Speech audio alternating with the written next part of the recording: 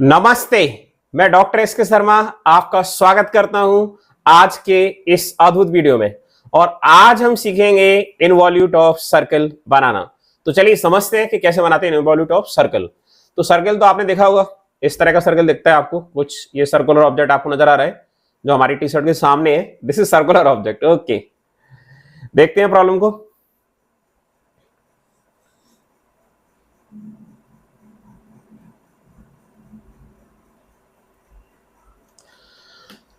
तो डेफिनेशन क्या है, डेफिनेशन को आप समझे जरा। ये एक सर्कल आपको नजर आ रहा है, यहाँ पे हमने बेंगल का इस्तेमाल किया है और इससे एक धागा लपेटा गया है। इस धागे की जो लंबाई है वो किसके बराबर होनी चाहिए? That should be equal to the length of circumference of the circle. ये धागा जो है इसकी लंबाई किसके बराबर होनी चाहिए? इस सर्कल के सर्कमफेरेंस के बराबर होनी चाहिए। तो अगर हम इस धागे को इसके ऊपर लपेटें, बाइंड करें, तो इसका जो एंड पॉइंट है जो हमारे हाथ में है, जिस हाथ में आप पेन दिख रहे हैं, तो उसको जब हम लपेटते जाएं इसके ऊपर, इसको हम इसके ऊपर लपेटते जाएं, तो जो एंड पॉइंट है जो हमारे दूसरे हाथ में आपको नजर आ रहा है जिसमें पेन है, तो उसका जो लोकस आएगा वो लोकस किस तरह का आएगा? वो जो लोकस आएगा वो कहलाएगा इनवॉल्यूट। मतलब when a taut string, taut मतलब खिंची हुई स्ट्रिंग, क्या किया जाता है? When it is wrapped about a circle, then locus of the end point of the taut string is known as involute. और इस सर्कल को हम बोलते हैं, ये जो सर्कल जिसमें हम धागा बांध के बात कर रहे हैं, इसे हम बोलते हैं बेस सर्कल या जनरेटिंग सर्कल। तो चलिए आगे देखते हैं और समझते हैं। तो यहां पे क्वेश्चन आपको नजर आ रहा है, draw the involute of a circle having diameter 56 mm। Circle का डायमीटर में दिया हुआ है, कितना दिया हुआ है? 56 mm डायमीटर का एक सर्कल है, उसका हमें क्या करना है?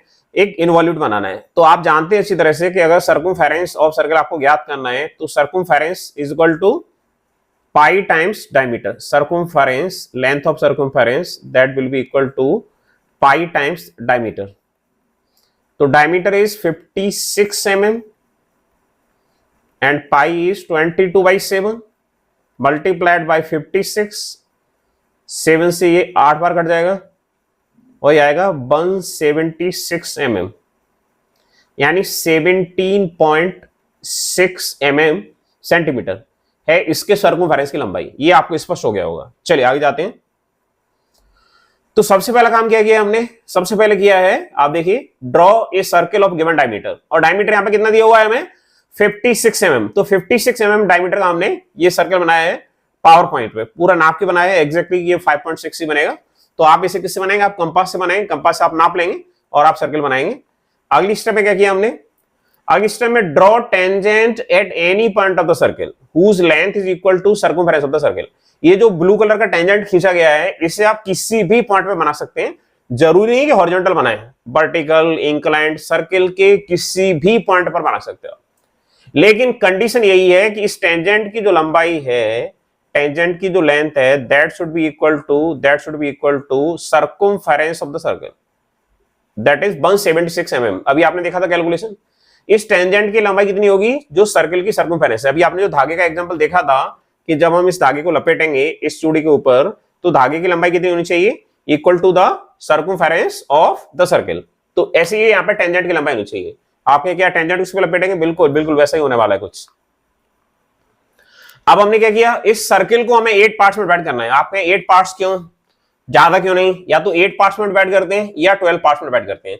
तो 8 पार्ट्स में आप डिवाइड करेंगे किसको? 360 को। तो 360 डिवाइडेड बाई 8, ये कितना आएगा आपका? It will be 45 degree. मतलब 45 डिग्री पे आपको आप जो है एंगल्स ले लेने हैं। तो अभी ये 4 पार्ट में डिवाइड हुआ है 90-90 के में, इसको हम क्या करते हैं? बाइसेक्ट कर देंगे। तो ये 8 पार्ट्स में डिवाइड हो गया है। अभी हमने आपको बताया कि यहाँ पे जो each angle will be of 45 degree, तो आप ये पूरा नाप के करेंगे। Each angle will be of 45 degree. आप ये सेट स्क्वायर से नाप सकते हैं, जो आपको ट्रायंगल्स दिए रहते हैं ज्योमेट्री बॉक्स में, उसकी सहायता से आप नाप सकते हैं। तो सर्कल को हमने 8 पार्ट्स में डिवाइड कर दिया। अब हमने क्या किया? उनका नामकरण कर दिया सारे पॉइंट्स का, 1 2 3 4 5 6 7 8। आप ये एंटी क्लॉकवाइज कर सकते हैं या क्लॉकवाइज कर सकते हैं, इससे कोई खास फर्क पड़ने वाला नहीं है, आप कैसे भी कर सकते हैं। लेकिन जनरली या तो एंटी क्लॉकवाइज चलोगे आप या क्लॉकवाइज चलोगे। लेकिन बन जो पॉइंट है वो आप यहाँ नीचे रखिए, इससे आपको थोड़ा आसान रहेगी। बन पॉइंट आपको यहाँ नीचे रखना है। बन पॉइंट आप यहाँ से शुरुआत नहीं करें, चाहे आप एंटी क्लॉकवाइज चले चाहे क्लॉकवाइज चले। हम यहाँ पे कैसे चले आपको दिख रहा होगा, हम यहाँ पर चले हैं एंटी क्लॉकवाइज। जब हमने इसकी नेमिंग की है, जब मार्किंग की है, इन पॉइंट्स को मार्क किए 1 2 3 4 5 6 7, तो आप कैसे भी चल सकते हैं। अब हम क्या करेंगे, ये जो टेंजेंट है इससे भी उतने ही पार्ट्स में डिवाइड करेंगे जितने पार्ट्स में हमने सर्किल को डिवाइड किया हुआ है। 8 पार्ट्स में अगर सर्किल को डिवाइड किया हुआ है तो टेंजेंट को भी 8 पार्ट्स में डिवाइड करेंगे।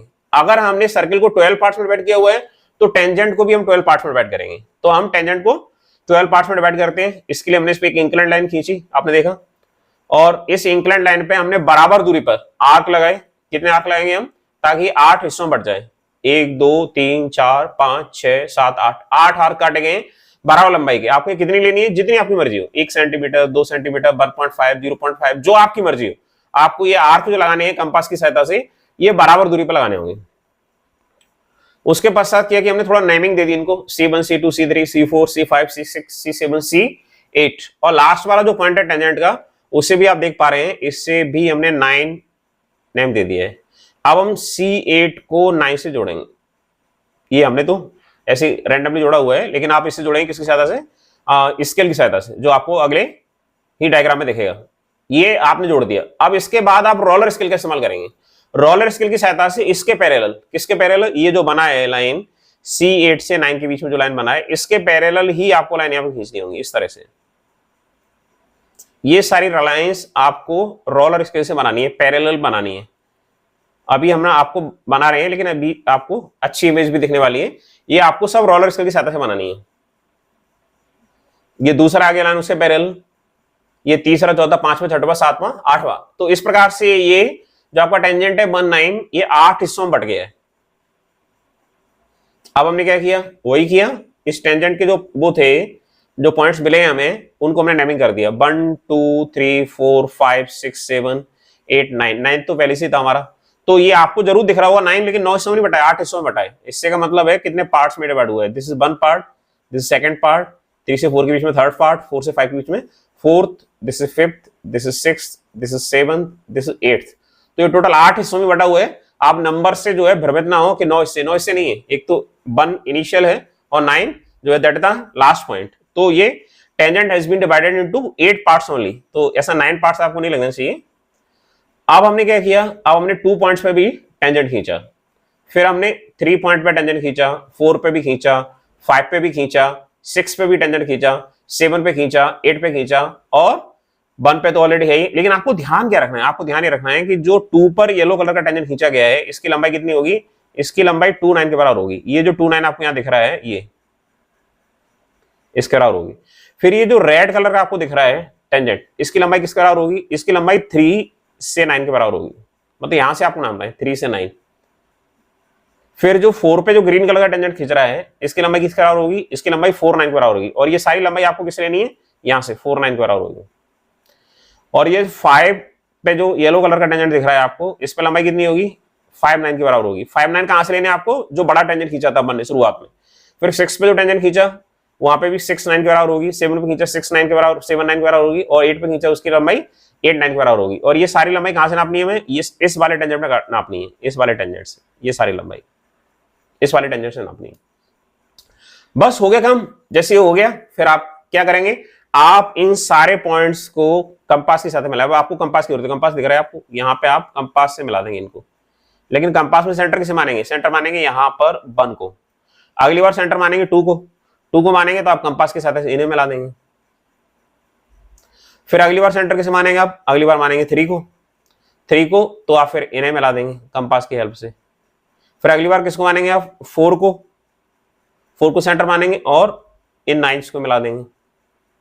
फिर अगली बार आप किसे सेंटर मानेंगे, 5 को, तो आप ये वाले जो 9 हैं लास्ट वाले, इन्हें मिला देंगे। ऐसे ही आप प्रोसेस को दोहराते हुए जाएंगे और ये फाइनली 1 पे खत्म हो जाएगा और आपको मिल जाएगा प्यारा सा सुंदर सा इनवॉल्यूट जो आपको नजर आ रहा है। ये मिल गया आपको इनवॉल्यूट। और आप कंपास से बनाएंगे तो एकदम परफेक्ट बनेगा। दूसरा तरीका है कि आप फ्रेंच कर्व से बनाएं इसको, ठीक है, ये आपको ध्यान रखना है। तो ये आपका इनवॉल्यूट तैयार है। Thank you very much for watching this video. If you have any doubt, please write in the comment section. जय हिंद, जय भारत।